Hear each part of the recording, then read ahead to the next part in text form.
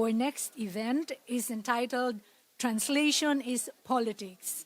Our speakers are Roger Friedlein, Annette, and Danton Remoto. The three translators and historical texts explore how translation serves as a lifeline, bridging cultures and ideas precisely because no two languages are truly equal. They reflect on how the act of translation is inherently political, involving strategic choices that shape meaning, representation, and power. Our three panels for today are made up first of Roger Friedlein. He studied Romance philology, Spanish and French, and Arabic philology at the universities of Frankfurt and Barcelona, and at the Freie Universität Berlin. He has studied for briefer periods in Brazil, Portugal, Spain, Romania, and Syria. His first specialization was in medieval studies, especially Catalan literature from the Middle Ages. Since 2009, he has been a chair in Romance philology and specializing and has done 3 anthologies of Spanish travel, also specializing on the Philippines. Our next panel is Annette. He studied history in Zurich and women and development studies at the University of the Philippines, Diliman. After working as a lecturer and trade union officer, she has been a freelance author since January 2015. Annette was awarded a Swiss Literature Prize in 2017. Her column, Dreaming the World, appears every 2 weeks in the weekly newspaper Voz. Since 2017, she has published longer reportages from the Philippines, Shanghai, and Seoul.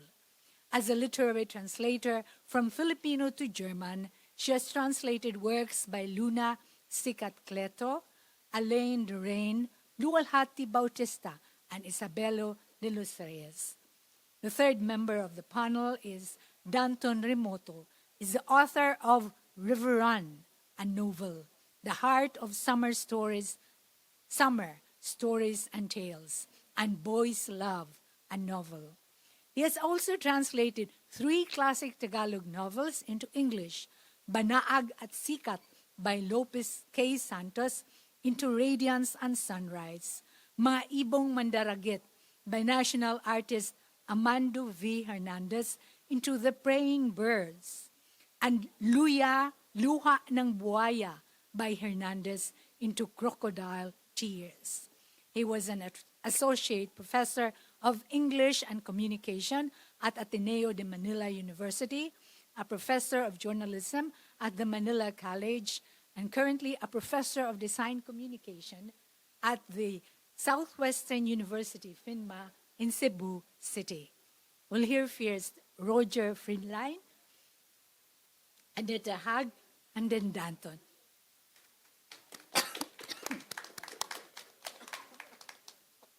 Mabuhay. Mabuhay. You hear me?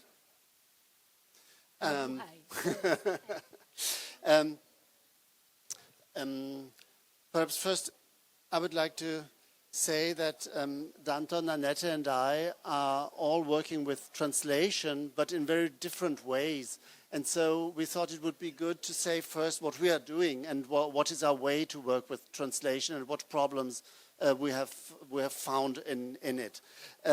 So I'm a historian of Spanish literature and Portuguese, and I translate from Philippine Spanish, also from European Spanish to German, and occasionally to English with the help of a lecturer. My English is not so brilliant. And what we did are anthologies of Spanish travel writing. One in the older times, that means from Magellan to Malaspina in the 18th century. And after that, 2 books for the Spanish travel writers in the 19th and the 20th century up to the present. And that means I'm handling mostly historical material, translating historical texts, and that brings different types of politics into play. And the first aspect would, of course, be the selection of our texts. Which voices do we want to make heard in German? And by translating them to German, who is excluded? How can we get access to the voices of people who themselves could perhaps not write in their time? How can we get access to the voices of the slaves, the women, the minorities, or even the Filipinos at a time when only colonizers wrote? But this is not a really specific problem for the Philippines. This is a problem for every historian in every context. How can we let speak those who didn't have a voice in their time? You may have heard perhaps that in Mexico in the 60s, they called that la voz de los vencidos, the voice of the losers, you could say, of the vanquished. This is one problem, of course, that everybody who works with historical Filipino or texts from the Philippines has to deal with. And but our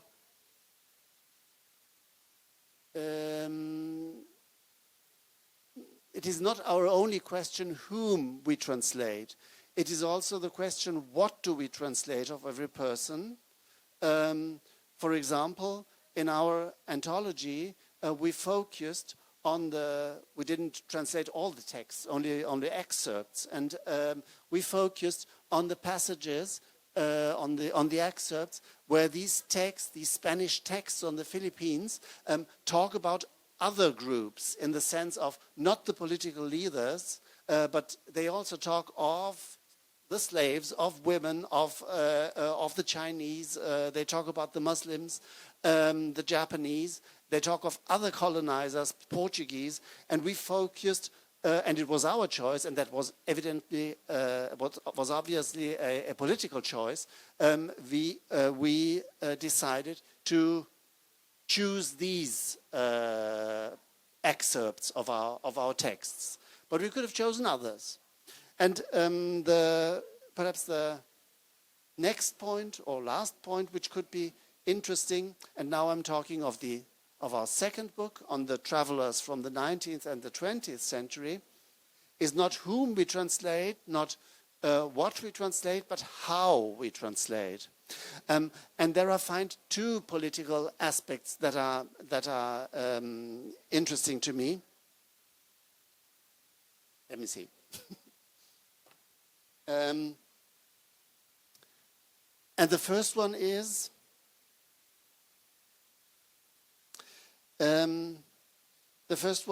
as you may know, Spanish authors from the 19th century call the inhabitants of the Philippines Indios. They call them Indios just as they do in Latin America, because for them they're inhabitants of the Indies, the Western or the Eastern Indies. No?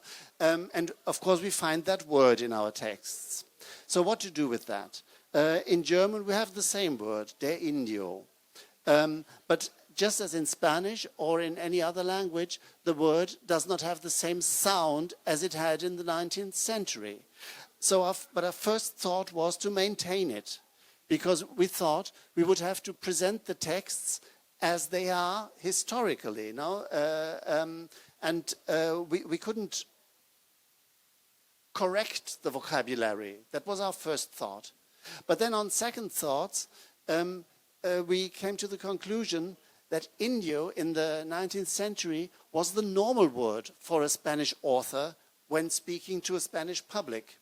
That means that word, it's not out of context, it was just the word they were using. And so we came to the conclusion that in order to have an equivalence of effect, we would have to choose a normal word today. And the normal word today is indigenous. And so at the end, the translation was they're indigene. Yeah, but it took us quite a time to come to that conclusion, because as historians we always have that idea that we have to present the text in their historical form, but times have changed. And last example, if I can, and that's the question: if we want to approach our authors and appropriate their style, make it proper to us, or if you want to present them as the other, as a different. And when you translate Spanish colonial authors from the 19th century, do you want that your public identifies with them? Do you want that your public feels close to them? Or do you want the contrary? So this is one question which is obviously a political decision, yeah? But there's more to say about it, because I take one concrete example. My author, Álvarez Guerra, a Spanish colonial official who writes up about the Philippines, and he uses words, dalaga, tapis, sampaguita, and he does not explain them. And he writes for his people home. They don't understand these words. They're Spanish, but they don't understand these words. And he does not explain them. What does that mean? It means he wants to be something like exotic. He wants to stage himself as somebody who is not the metropolitan Spaniard. So I decided to maintain them. And I translated to German, dalaga, sampaguita, tapis, knowing that my public will not understand it. But that's what the author wanted.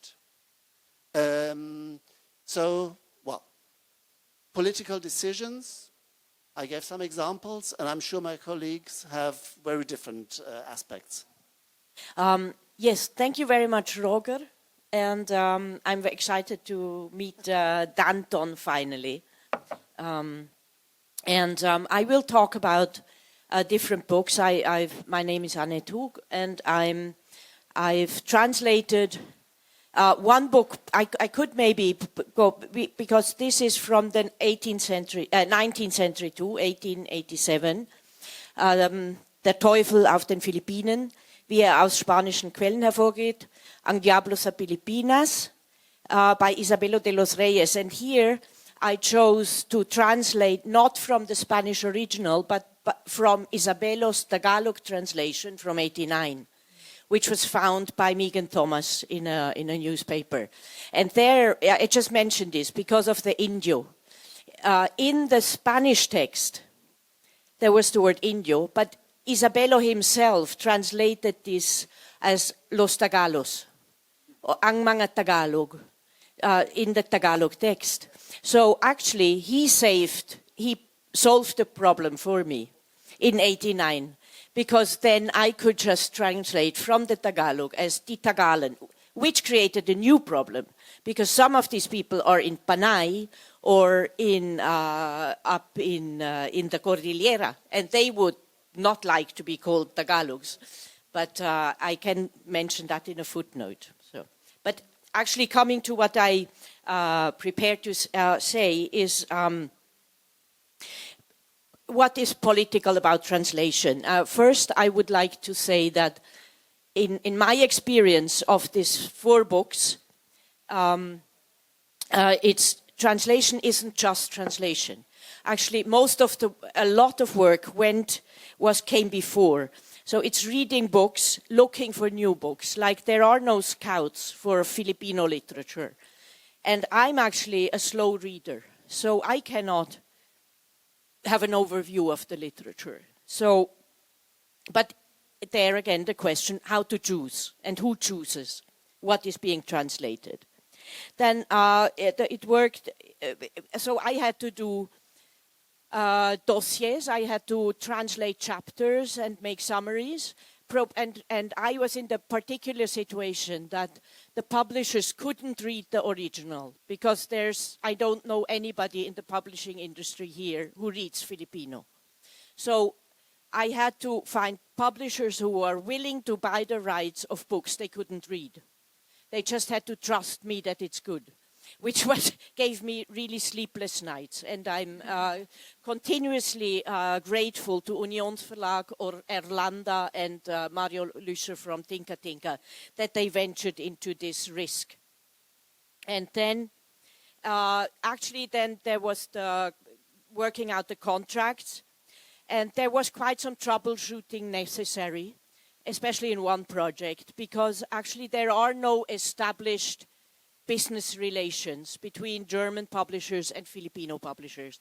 And the copyright law, I learned a lot about the differences in American copyright law and German Urheberrecht. So a lot of possible misunderstandings, and where also personal intervention was necessary to actually get people talking to each other, or people talking about the same thing when they talk. Then came translating. And afterwards, the work with the publisher on the editing process, co-organizing public readings, and a lot of media work lately. There, of course, one political question: what is paid, what isn't? The honorarium paid for translation just covers the translating. Everything that went before and comes after is not paid. Luckily, I'm from Switzerland, which is one of the richest countries in the world, and a multilingual country. So we have a lot of state subsidies for translators. And I was able to avail of that on the municipal, cantonal, and federal level. Otherwise, I could not have done this. Yes. Before I come to two concrete examples from texts where I think the political shows in the text, I would like to say what is political for me. I mean, I have a positive vision of the political that you can trace maybe to Hannah Arendt. Like I see people of different communities, states, supranational organizations being in reliable, continuous exchange to deliberate and to decide in a democratic way on the basic questions affecting their lives. That would be my positive vision of politics, that we have equal, egalitarian relations to discuss on the urgent questions of the world. And of course, these relations in the present are not egalitarian. There's a lot of power issues, economic power, political power, and the international law being applied differently, as we just heard. And so my question is, how can translation contribute to that positive vision of politics and counteract the power inegalities? Yes. Now can we have the slides, please? These are the 4 books I translated. A book of poems by Luna Sikat Cleto. Bago Mo Ako Ipalaot is the Tagalog title. Then Allen Derain, Aswang Laot, which became Das Meer de Aswang. Isabelo de los Reyes, I talked about, and Dekada 70 by Lualhati Bautista, which became Die 70er. Next slide, please. Now, one example, I have to stand, from Lualhati Bautista. Lualhati Bautista was an idol of mine when I was studying women's studies at the Philippines in the early 90s. And I actually look at Marjorie Evasco in the public because she was another one of those idols. So I'm very honored you're here. I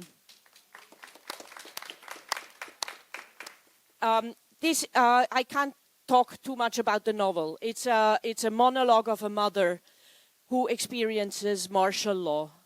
And just one sentence, because one of her sons wants to become a writer. And she talks to her husband, Julian, and she says, manunulat ang nagpipreserve sa katinuan ng lipunan niya. Of course not. Mabilis natutol si Julian. Katulong pa nga ang manunulat sa pagpulag sa lipunan niya. Maski sa larangan ng pamamahayag ay hindi na sila nagsasabi ng totoo. And the 2 words I want to focus on, Schriftsteller, manunulat. You can see that manunulat actually doesn't have a gender. It's women writers, male writers, trans writers. It can be everything. But the German language is very, very strict. You have to make the word male, female, or neutral. Or here, I would have loved to have the Tagalog openness, because it's actually Lualhati Bautista who writes, and Amanda Bartolome who talks. She talks about her son, but I wasn't able to keep the feminine in here. Because we discussed, would we use a new form of gendering in German, like have a Schriftsteller asterisk innen. But then that form didn't exist in the 70s. So it would be odd. So I had to sacrifice the women writers in this word. The second part, this of course not. Tagalog, Lualhati Bautista writes a very a Taglish, or she does code switching. And I had to talk a lot with my publishers about how much English to retain in the German text. It's actually one advantage of a German translation to an English translation, because you can still play with two languages.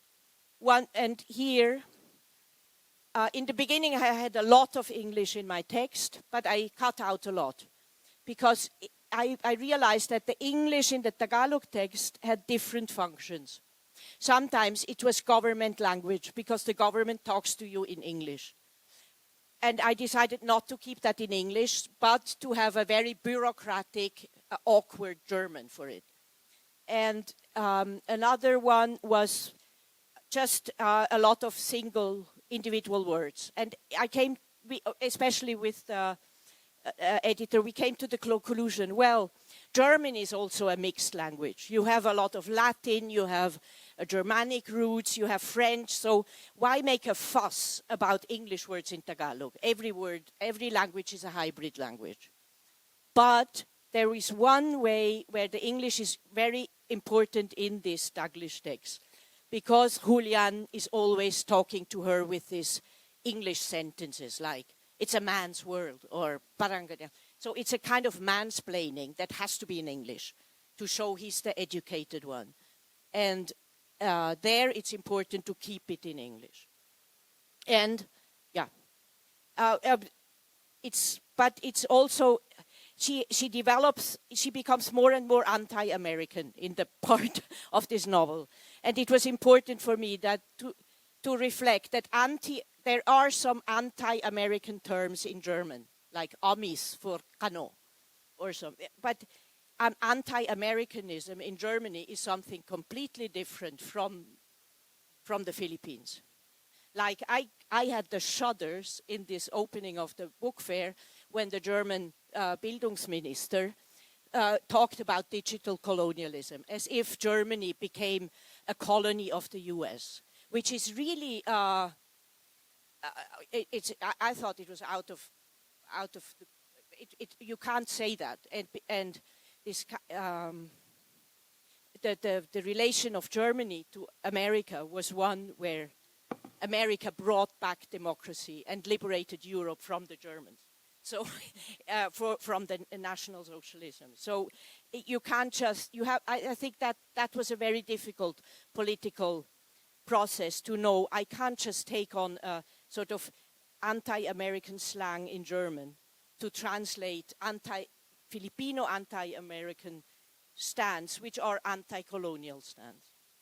I think I'm too long. I would have another example, but I'm leaving at that and give the word to Danton.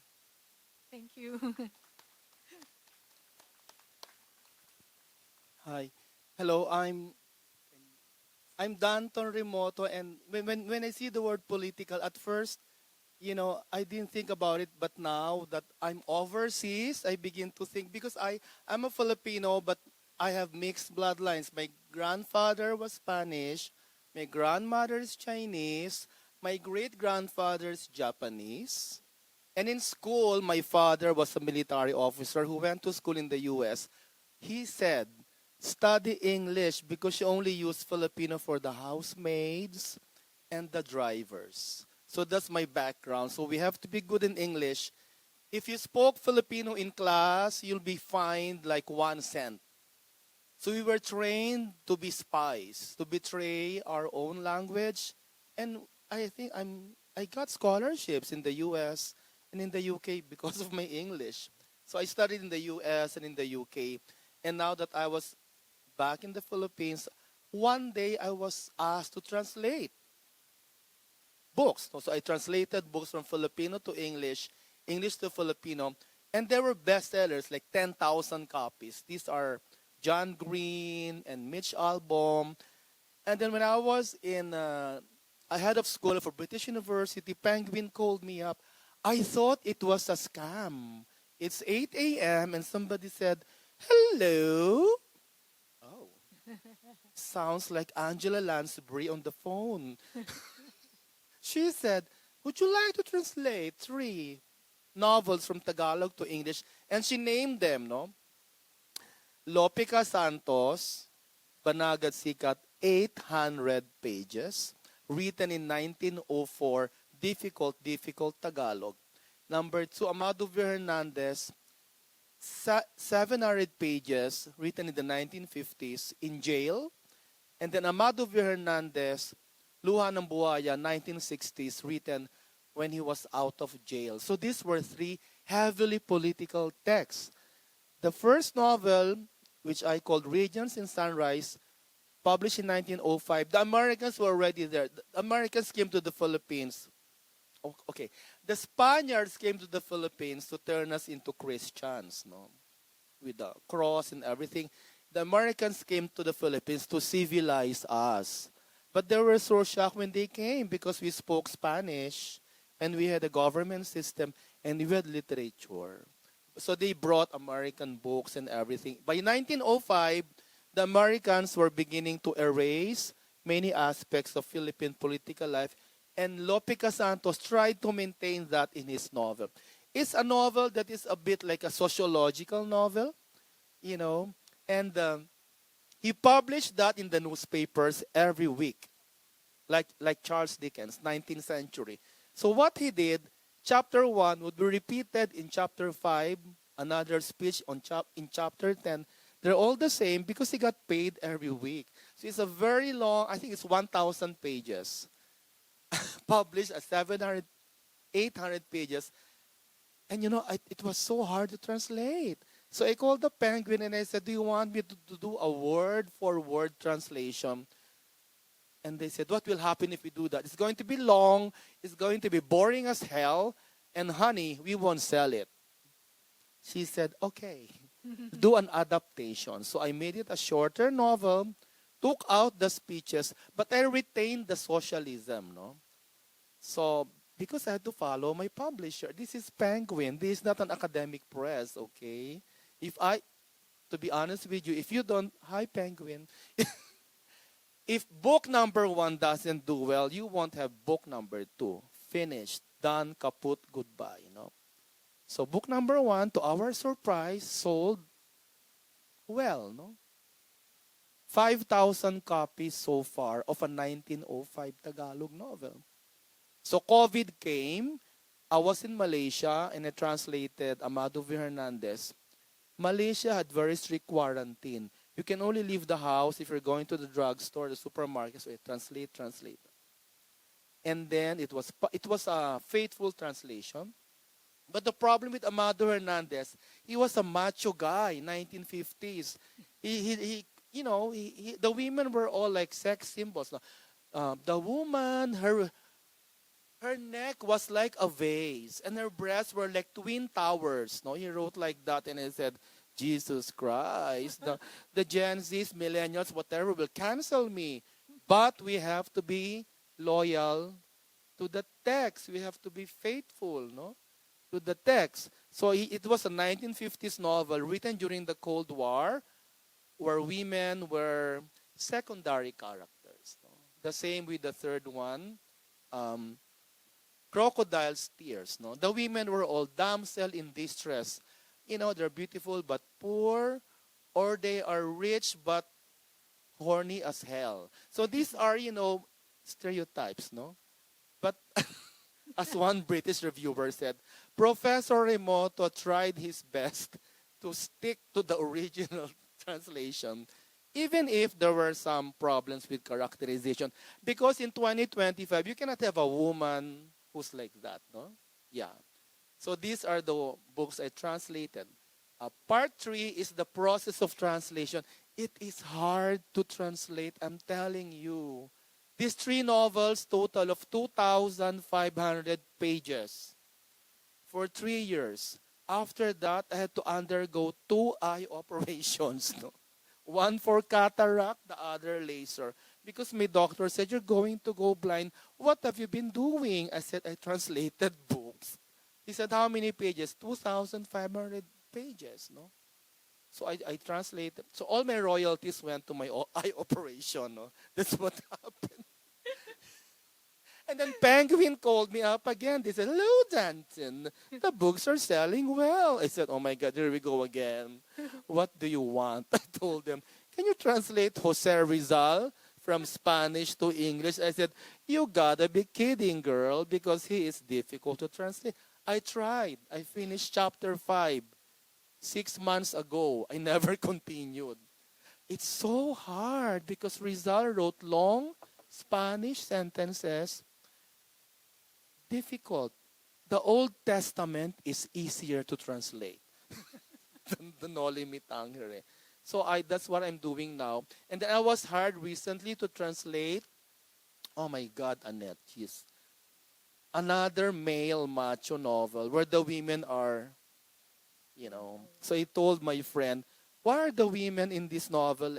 Oh, Danton, this is like, a satire.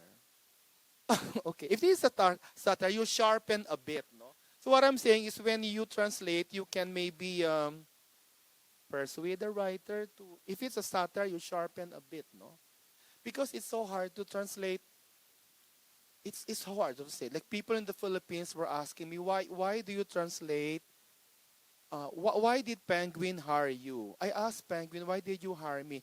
I'm not a linguist. I don't have an MA in linguistics or a PhD in linguistics. And they said because Penguin, they said they went to the Philippines, they bought all the books translated from Filipino to English. They hired me because they said, I went to school in the UK, so I have British English. Number 2, all your translations sold 5,000 to 10,000 copies. And Penguin is a trade publishing house.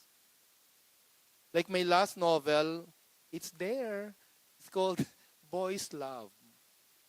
Seemingly commercial novel, but Penguin said, we can only sign you up with the next contract depending on the sales. So if you work for a commercial press, it's really sales-based. But what I did is to make the translation easy to read. Like Jasmine, were you the one with Jasmine? Jasmine, earlier. Jasmine, Sampaguita. Sampaguita is the national flower. In my translation, I called it Jasmine. Yeah. Duhat is in the novel of Lopica Santos. It's dark Java plum. No? So there's hopia. Ube hopia. It's ube pastry. No? The choice is to make a glossary. But my publisher doesn't want a glossary. She said it will make the book look like an academic text. No? And if you, I'm sorry, but if you work for a commercial press, there is a contract you have to follow to the letter. No glossary. You embed the meaning in the text. You try to make it readable as possible. Please avoid Latinate words. We have 2 sets of editors. Yeah, from England and India. Very good editors. No? So they try to make it sound as if it was originally written in English. No? So my last point was when the reviews came, I didn't expect that people will review, no? I'm from the Philippines. We're not used to getting reviews from American and British. And when the reviews came, the British said, oh, it reads like a British novel. I said, really? So maybe that's successful. No? So I will enter. We want to hear questions from you. Yes, please. Can I respond to that? Okay. Because I feel a bit. I don't think there's just a distinction between publishers who want to sell and academic publishers. Like all the books, especially Aswang Laut, about which I wasn't able to talk. This is Unionsverlag, which is actually sort of a middle-sized publishers belonging now to CH Beck, which is one of the bigger publishers in Germany. We decided to have Aswang in the title, which nobody understands in Germany. So the publishers, because we thought we don't want to repeat the colonial gesture of renaming Philippine creatures with an European name. So that was a political decision, in a way, to say the Aswang is an Aswang, and Aswang becomes a German word. So, And- Danton, why did yeah. why did this somehow? Because it's just been in English. Are you thinking of a Filipino public No. or Filipino audience, or are you thinking of an international audience who needs these explications? Yeah, because when Penguin is a British press, so your main reader is the English-speaking world, and the royalties show that. I'm not selling in the Philippines. The royalties come from the UK and the US. What's very interesting now about this this experience with the first time Filipino works coming out in German translation, that it makes you also rethink who's the German audience. Like there's a lot of Filipino Germans, and who would also read this? And I also had the Filipino German audience in mind. So, and actually, who would feel very strange if I because they know what the Sampaguita is. So, and it was trying to find a way that would be accessible for a broad public who doesn't know the Philippines, but also acknowledge there are thousands of Filipino Germans and Filipino Swiss who have a relation to the country, but who might not be fluent in Filipino to read this original. And I think one doesn't have to. There's a kind of equivalent of the Bobo voter stereotype. A Bobo voter in the Philippines is the idea that the general public is stupid. That's why they make the wrong choices, which I think is a Bobo idea. So, but and then I think there's the idea in publishing sometimes that the reader is stupid. He wants to have just things she or he knows already. And I think that is wrong. There are a lot of curious people who want to learn new things. And my idea of translation is not to make it sound like a German novel. I want, if it's funny, it has to be funny in German. If there's very playful with language, I want to play with language.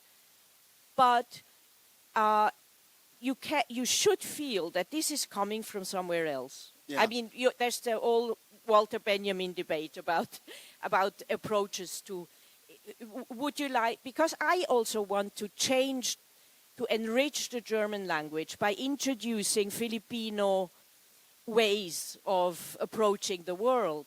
So I want to change the German a bit. For me, it would be. I wouldn't feel flattered if they tell me, "Oh, this just sounds like a German novel." Yeah. We have an answer. River Run, let me finish. River Run, calm down. River Run was 2019. Oh, sorry, River Run was published in 2019.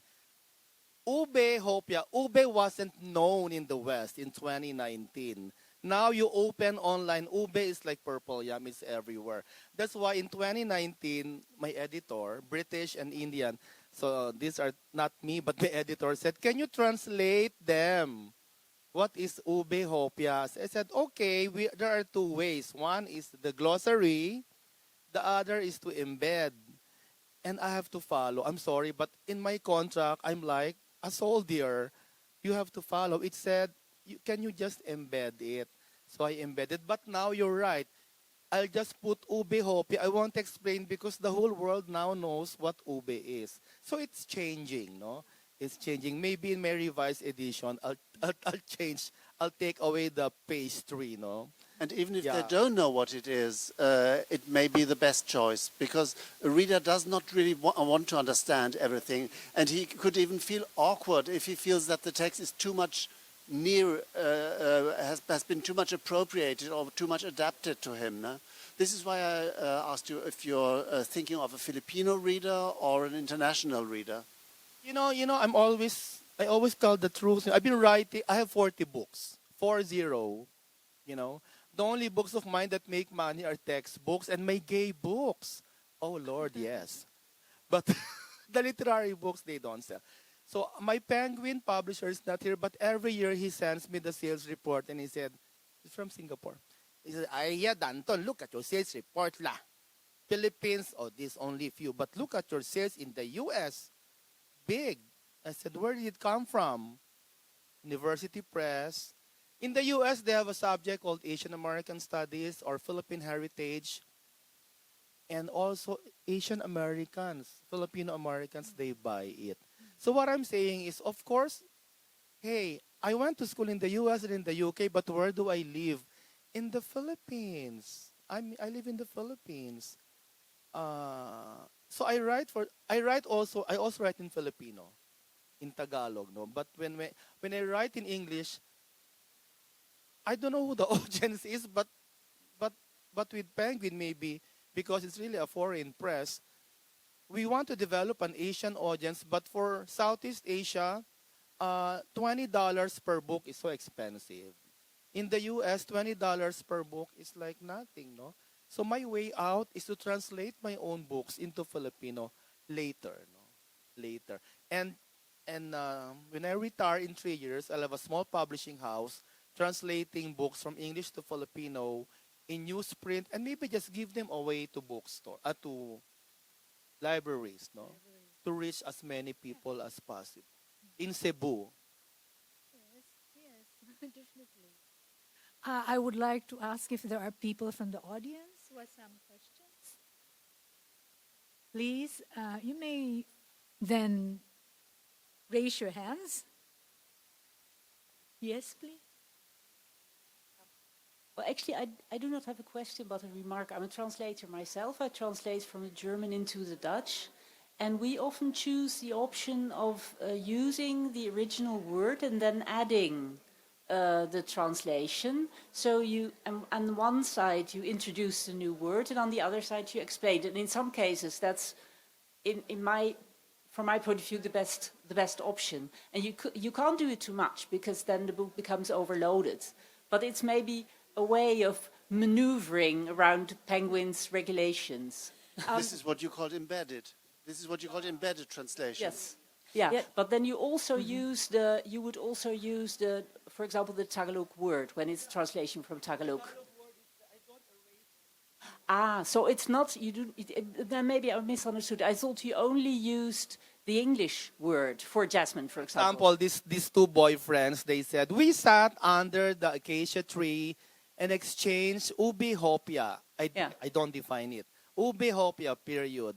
But the flakes of the ube pastry fell. So I embed the definition in the action. I don't say ube pastry means so and so. Because that's grade 1. No, but you do it in sentence 2, for example. I embed it in the flow of the action. Mm-hmm. Yeah. So we do the same thing.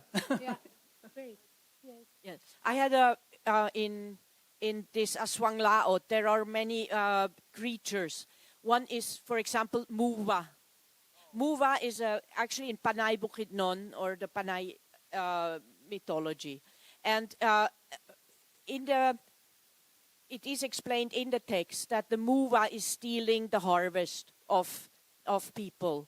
So, and I had a lot of creatures like this. And I wanted exactly the Filipinos, German readers to actually know what original term it is. So I didn't want just to replace, but I needed to add something for a German reader to have a chance of memorizing all these names. Yeah. So I found out in Jakob Grimm, Die Deutsche Mythologie, he did a lot of research in the early 19th century of German old folk mythologies. And there I found a Rockenmuhme, which is a creature who steals the harvest, the Rocken. And so and the word muhme is actually a non-honorific for an old woman, or it's a kind of aunt.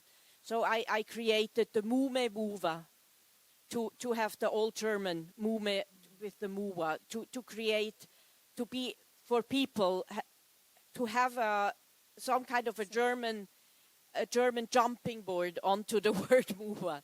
And that was quite fun also. And I learned a lot about German mythology, actually.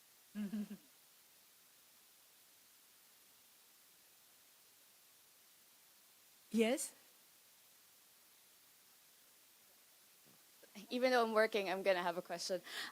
So I am from the Philippines, but I studied Germanistic at UP. I was actually there when you had the presentation of Wilhelm Tell in Manila around 6 years ago. So my question is, as an up-and-coming professional that does multilingual work in German, now I'm based in Spain, so I'm now working in Spanish as well. My fear is AI. So what do you think is the future of translation with AI? Yes. And please calm my fears as an up-and-coming professional. Actually, I'm wearing here a badge. It's called En Chair et en Os.